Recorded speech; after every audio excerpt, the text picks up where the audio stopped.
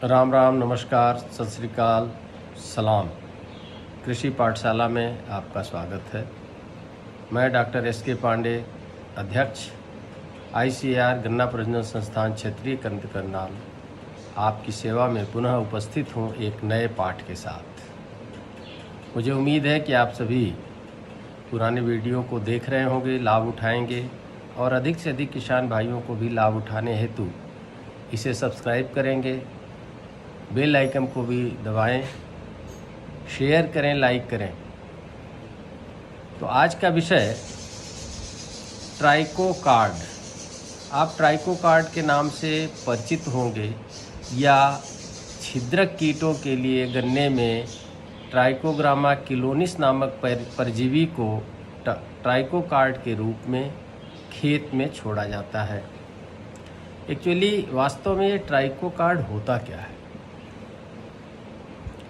ट्राइकोकार्ड एक 4 इंच की, 5 इंच की या 6 इंच बाई 1 इंच की कागज़ की पट्टी पर ट्राइकोग्रामा नामक अंड परजीवी प्यूपा की अवस्था में उपस्थित होते हैं, जिन्हें हम गन्ने की खेत में छिद्रक कीटों के लिए प्रति एकड़ 4 से 5 कार्ड अप्रैल से लेकर अक्टूबर माह, सितंबर माह तक लगातार छोड़ते रहते हैं, जिससे इनसे छिद्रक कीटों के अंड परजीवी ट्राइकोग्रामा निकलकर छिद्रक कीटों के अंडों को सफाया कर फसल को सुरक्षित करता है।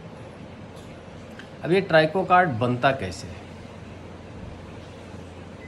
ट्राइकोग्रामा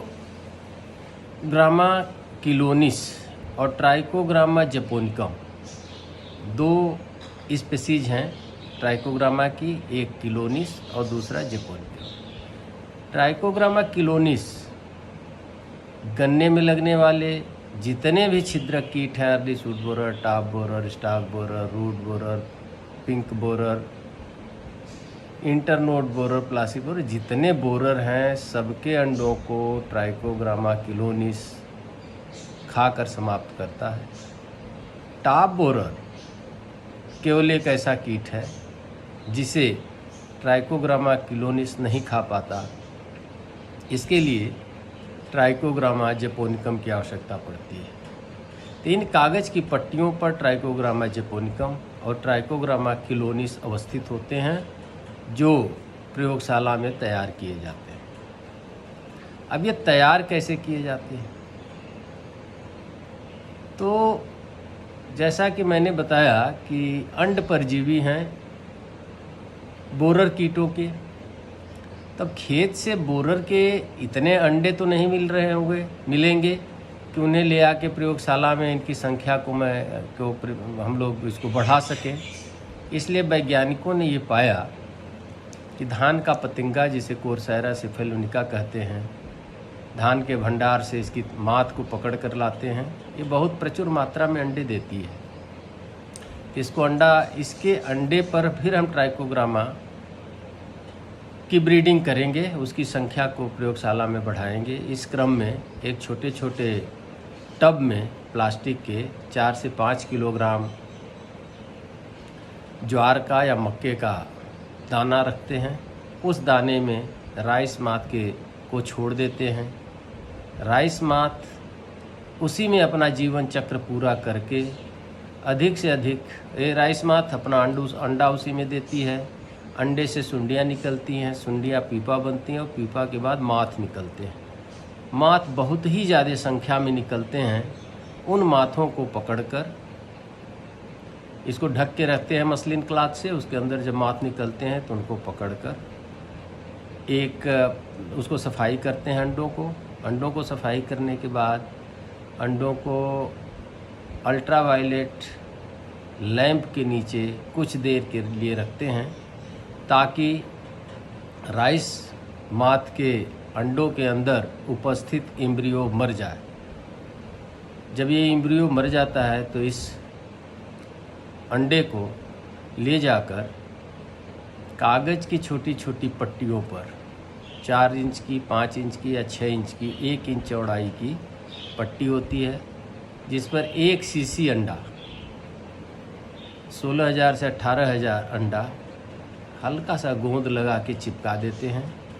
और चिपकाने के बाद खेत से लाए गए ट्राइकोग्रामा के प्रौढ़ नर और मादा को हम जार में रखते हैं और उस जार में इन कागज़ पर चिपकाए हुए अंडों को रख देते हैं। वो ट्राइकोग्रामा के प्रौढ़ टॉप बोरर के और बोरर के अंडों को ही समझकर इन अंडों में वो अपना अंडा दे देते हैं।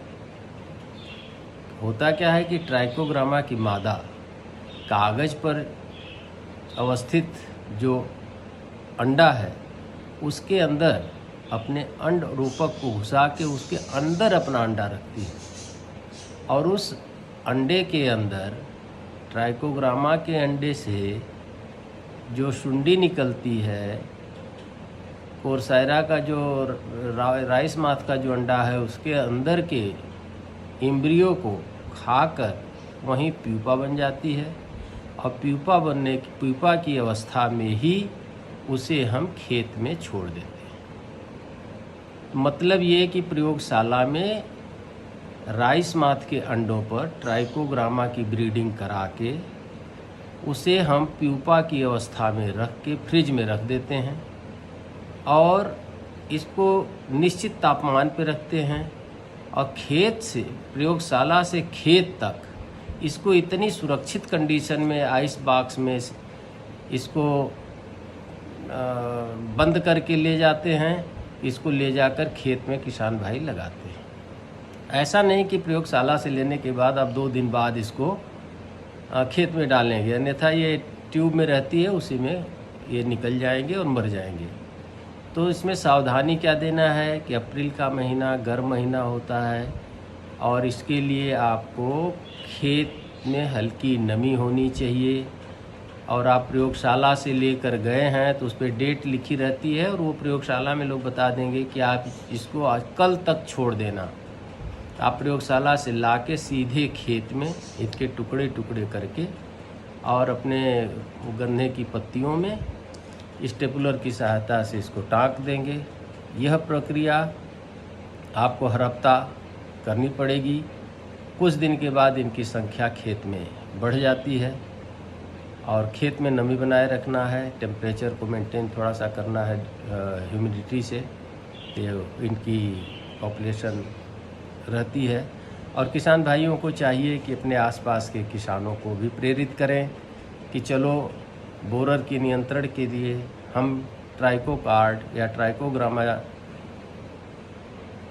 का प्रयोग करते हैं तो आसपास के किसान भी करें, अन्यथा वो अपने खेत में कीटनाशी डालेंगे तो हमारे ये परजीवी मर सकते हैं। तो मैंने बताया कि ट्राइकोग्रामा किलोनिस गन्ना के हर बोरर के लिए, इवन धान के बोरर, टमाटर, भिंडी, बैगन के बोरर के लिए भी ट्राइकोग्रामा किलोनिस उपयुक्त है।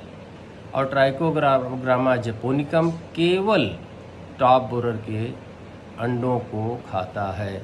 तो हम अपने खेत में ट्राइकोग्रामा किलोनिस और ट्राइकोग्रामा जैपोनिकम दोनों प्रकार के ट्राइकोकार्ड को खेत में डालेंगे ताकि विभिन्न छिद्रक के कीटों को खाकर ट्राइकोग्रामा जैविक नियंत्रण कर सके।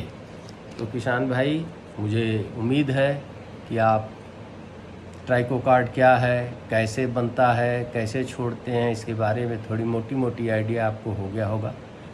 तो आपसे मैं उम्मीद करता हूँ कि आप किसानों को फॉरवर्ड करिए, सब्सक्राइब करिए इस चैनल को ताकि अधिक से अधिक किसान भाई जुड़ सकें। बेल आइकन को आप दबा देंगे तो जैसे हमारी नई वीडियो अपलोड होगी आप तक सीधी पहुंच जाएगी। शेयर करें, सब्सक्राइब करें। धन्यवाद।